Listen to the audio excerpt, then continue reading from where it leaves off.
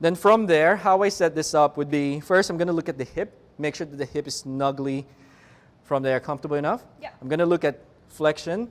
So basically I'm going to ask her, just kick all the way up and then all the way back. How's that flexion? So I'm trying to roughly have about 120 degrees there so you have room for that flexion.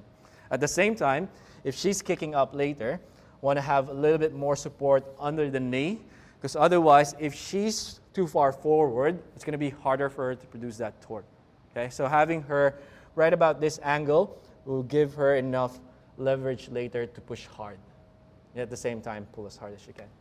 Okay, so that's the second thing I look at. So hips, knee flexion. I'm just going to ask you to just gently kick out. From there, I want to line up her tibia against that pad. So I'm going to move the monorail. So that's the bottom part of this dynamometer. And for this setup, I'm not sure about if you have a setup at your own clinic. We should just go all the way to 30. So there's a number there, just so it doesn't hit, because we have a support pad here. If you go beyond 30, that's going to hit the support pad. So that's one of the things that we just consider. So we're going to go at least, and then just gently lift your leg up. So I'm going to line that up under the pad.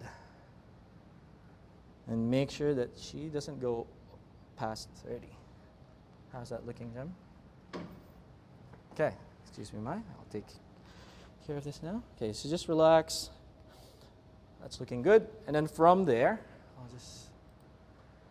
so I'm just locking the support adapter as well, so that I don't have to move this while I'm arranging her position.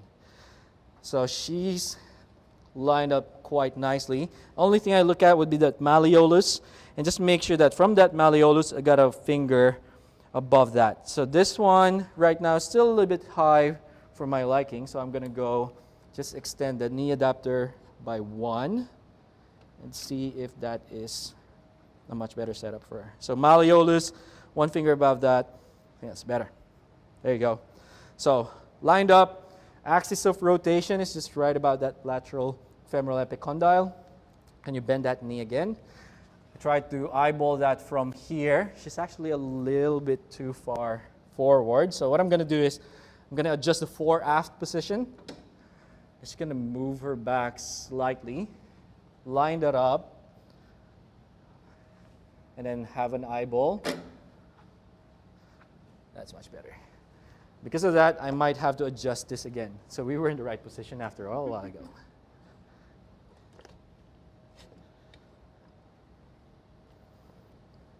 Comfortable? Yeah.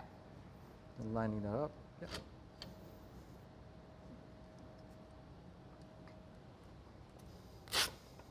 I'll strap her in.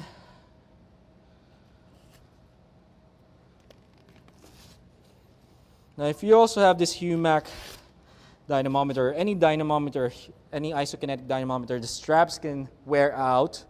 So what you want to do is, this is still good.